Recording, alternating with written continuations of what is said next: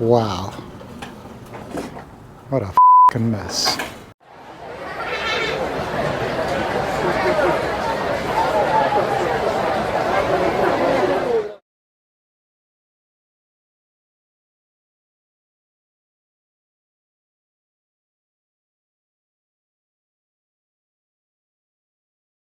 Hey everyone, it's Jason here on a Wednesday.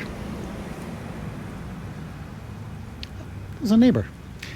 Doesn't look like I'm going to be going out on an adventure today. I have to clean this garage. I have to take everything out of there.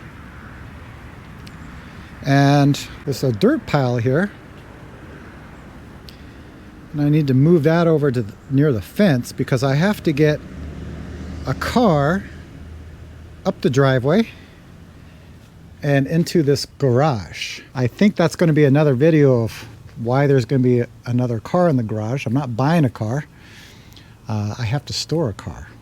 Maybe I'll make another video about that. But right now, I have a lot of work to do. So let's get going.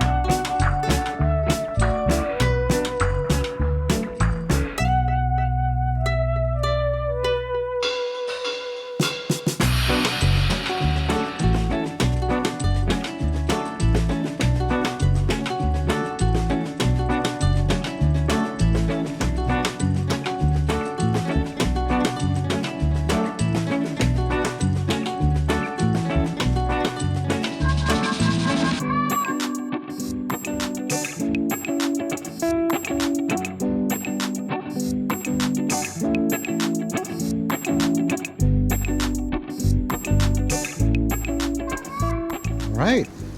Well, we have a little path here that we can now drive the car up this driveway. And now you have to deal with this stuff. There was a Zen master who lived, I think around 700 to 800. His name was Zen Master Pai Chang, and he was famous for introducing working into Zen practice, right? Because I guess traditionally the Buddhist monastics didn't do like physical labor, but he was known to kind of first of all start working in the fields and using it or teaching it as a practice. He also was famous for setting up the temple rules. In our temple rules, we use Zen Master Pai Chang's phrase, a day without work is a day without eating. First work, then eat. But what is work really? Sometimes we think it's kind of just our outside job. But in our temple rules, we talk about two types of jobs. There's the inside job, outside job. So inside job is keeping a clear mind. That means returning or realizing our enlightened nature. And outside job is helping other beings. So when we eat, we're actually using the energy for our practice and to help other beings. So I have a lot of work to do today, inside and outside. The weather here is getting really cloudy. It's supposed to rain later, so I don't have much time, I don't think. And we have to deal with all of this stuff. I gotta take all of this stuff out, so I better get on it before it starts really raining.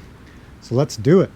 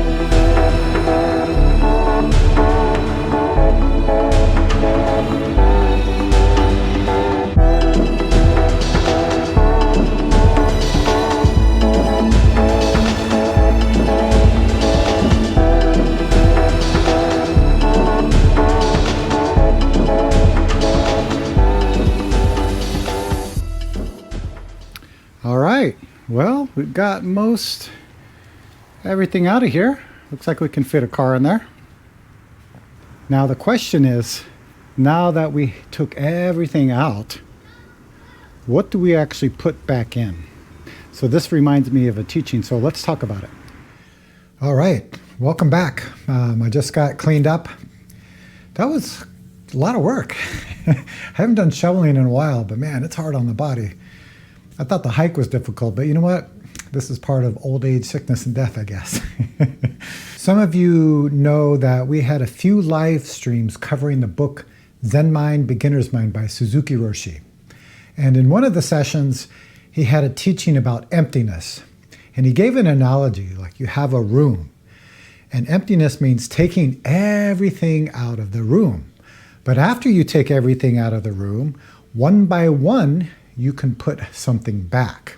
I find that a kind of an interesting kind of teaching, but what does it really mean? I was having a conversation with someone in the community, and they were asking, how do we know when to cut off our thinking or to put energy into them or to use them? So I replied to this person, when you were asking this question, you had to use your thinking. And maybe while you were typing this question, you started thinking about vacation or what you were going to have for dinner or maybe some experience at work, right? When we notice our mind is thinking and drifting off, we just come back to what's in front of us. And we use everything we have in this moment to respond, even with our thinking. I often use an analogy of our original mind being like a clear mirror. Usually we have some cloud covering this clear mirror, and that's usually our strong views, our strong likes and dislikes, our strong opinions, our discriminations, right? When we take away all of those things, then our mind reflects everything clearly. So this is the name for emptiness, or that means taking everything out of the room. But we don't remain in this emptiness, or we don't hold this emptiness, right? We see that we have a body, we have eyes, we have ears, we have a nose, we have a tongue, we have a body and thinking. So how can we use that to respond in the moment with love and compassion? So that's the meaning of bringing one thing back to the room one by one. Zen Master Seung Song's teacher was Zen Master Kobang. Zen Master Kobang's teacher was Zen Master Mangang. Zen Master Mangang's teacher is Zen Master Kyung Ho. Right? This is a lineage in the quantum school of Zen. One day, Zen Master Kyung Ho was visiting a sutra temple, and this temple was going on a break or like a vacation. And the lecturer was talking to all of the students before they went on their journey. And he was telling these young monks that everybody should become like big trees or large bowls to hold the Dharma. And the water in the bowl is shaped by the shape of the bowl. So if the bowl is round, the water is round. If the bowl is square, the water is square. So what he was saying is, if you hang around bad people, you'll become bad. If you hang around good people, you'll become good. So after his talk, they asked Zen Master Kyung Ho to give a talk. Zen Master Kyung Ho, by the way, was an interesting monk. He could stand out in any crowd, right? He had kind of long hair and a long beard. His clothes were tattered and patched. So they asked Zen Master Kyung Ho to give a talk, and Zen Master said, no, not today. But eventually, everybody encouraged him to come up.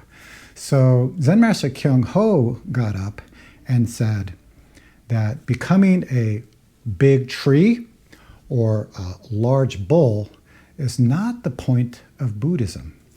Big trees have uses, small trees have uses.